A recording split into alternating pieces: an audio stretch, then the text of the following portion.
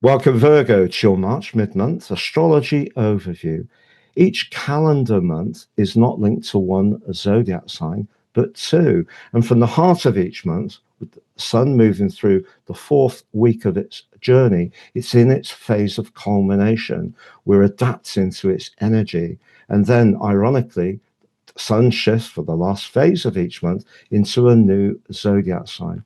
I don't feel this gets enough attention. In my new but ongoing series, I'm going to be highlighting the transition that each sign will go through each month. So whether it's in terms of your ascendant, sun or moon, Virgo, at the end of this video, you'll have a clearer picture of what you can expect in terms of relationships, finance, energy or work. I'm astrologer Patrick Arundell. A very warm welcome.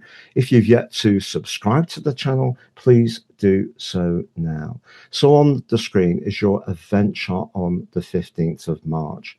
The big takeout is the sun in its final third decan of the sign of Pisces, subruled by the passionate Mars. And ironically, Mars, like your ruler Mercury and the North Node, which has been there for about 14 months, all in your seventh house. Seventh house can be about relationships. It can be about boundaries. It can be about where we need to compete. But it can also be, in traditional astrology, what's known as open enemies. So having the feisty Mars in occupation can be very positive if you do want to make it clear to people what you won't accept. But it's very close to Mercury. Mercury in its retrograde in the sign of Pisces, where it is detrimented, suggests if you are discussing anything around a partnership, a mutual arrangement, it's very important to be clear. Make sure you have the facts absolutely right, because Mars can bring an urgency and perhaps a desire to be a little more outspoken. But what the sun does do in the interim between now and moving into the sign of Aries with the start of the astrological year on the 20th is forge a sextile to Uranus. Uranus is the planet of innovation, change and higher truths. It's the mythical ruler of the sky, but it's the highest planet in this event chart, so influential. Uranus, of course, can be about sudden change, but it's in your sector of freedom and adventure. And it's possible with the sun moving to forge an enabling sextile in the next few days. The sun has 5 days to go in Pisces. You could be attracted to someone who is quite different, or that attraction could happen quite quickly. And with Mars in your seventh house, you may surprise yourself by going for it if you really are attracted to someone in a more assertive way. Now, the moon and Pluto are very close together in a conjunction. If you are discussing something around the domestic sphere or work, and you feel that someone isn't acknowledging and recognizing your contribution, I think you can be much feistier, but I don't think that's a bad thing. Also, Jupiter now traveling forwards in your sector of friendship and sociability, that's delicious, and is in a broad trine to Mars, but there is something evolving around Mars and Jupiter, which is very exciting at the end of this 5-day period. The other big takeout for you, Virgo, is where the sun is moving to.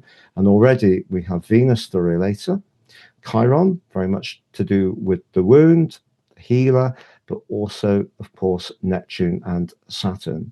So if you're in a relationship situation where you don't feel there is an equality between what you're giving and what you would like to get back, you could seriously be thinking, with the energy of Mars, about pushing back and perhaps even considering moving on, because the eighth house can be about endings. And Venus had been in a conjunction with Saturn. And if you have been in a situation discussing a financial matter, you may have found that someone was quite unyielding, but equally you could have pushed back. And with Uranus so high in your chart, there is a sense with you, even though you do like a degree of routine and like to provide a service in a very positive way, if you're really feeling that there isn't that appreciation, the part of you that can be more unusually rebellious could come up. Now let's go through to the start of the new astrological year. So there's the sun by the 20th for you in house 8, joining up with Neptune and Saturn. Neptune for the first time in 150 years in Aries, Saturn for the first time in about 28 years. But the sun in the 8th house can be about transformations. It can be about being in touch with where we want to be more invested, can be where we're devoted, but it can be also where we want to leave something. And because the early reception committee is the creative but sometimes confusing Neptune and the stern Saturn, if there is a financial matter that does need addressing over the next few days, it will require care. But remember I said about Mars and Jupiter? Well, they're now in a fantastic alliance. So if there is someone in your social circle that you're getting on very well with, who does appreciate you, that relationship could develop quite quickly. And also Mercury, your ruler, is coming out of the retrograde on the vernal equinox on the 20th. So if something has been a little bit tangled, there could be an outcome that's more positive than you think.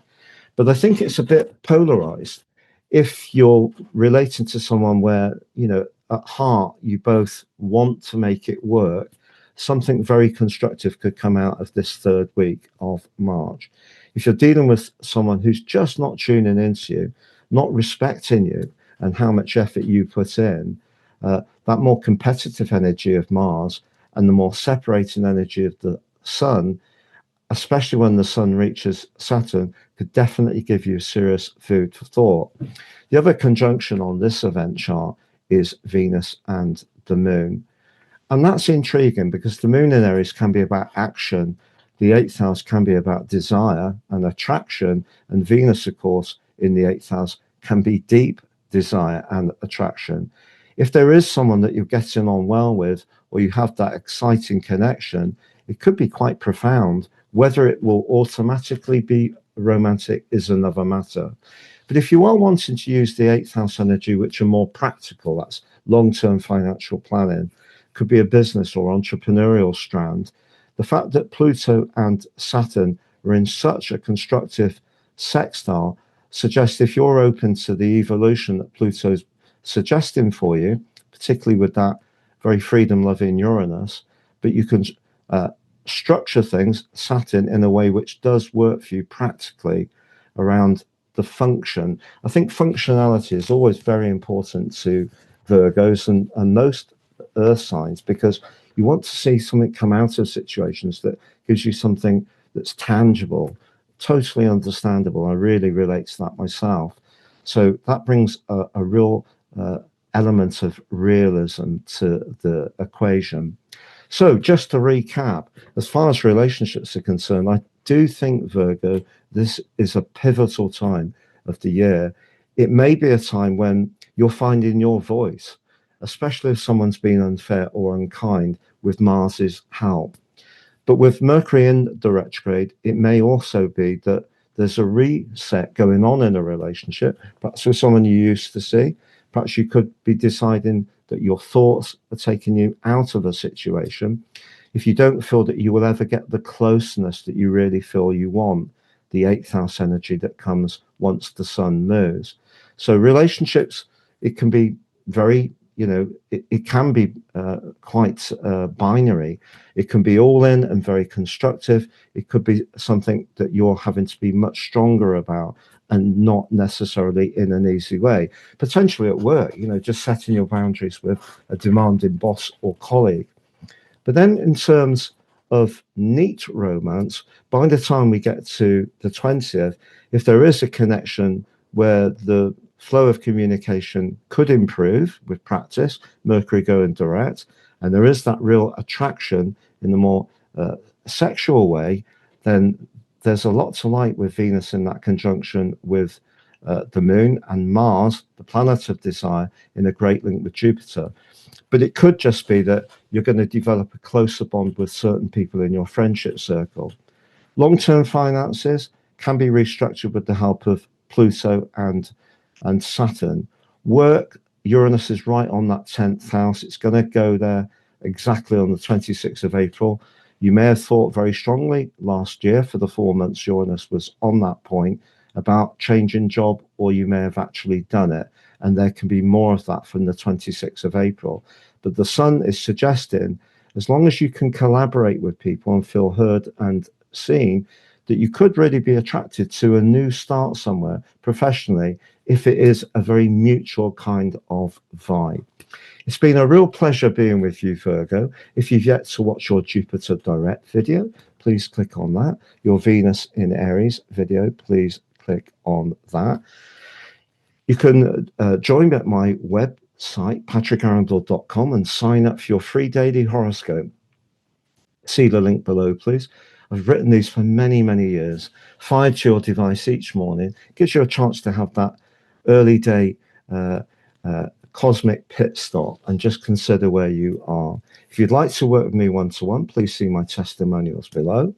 If you would like to order your personal horoscopes, they're totally unique to each person they're produced for. They're very accurate. They're fantastic value. They give you some serene insights. And you can also get 50% off. Apply Astro 26 at the checkout for Natal and Draco 26 at the checkout for Draconic, which is the soul karmic version of our life journey. Thank you so much. All the best and goodbye.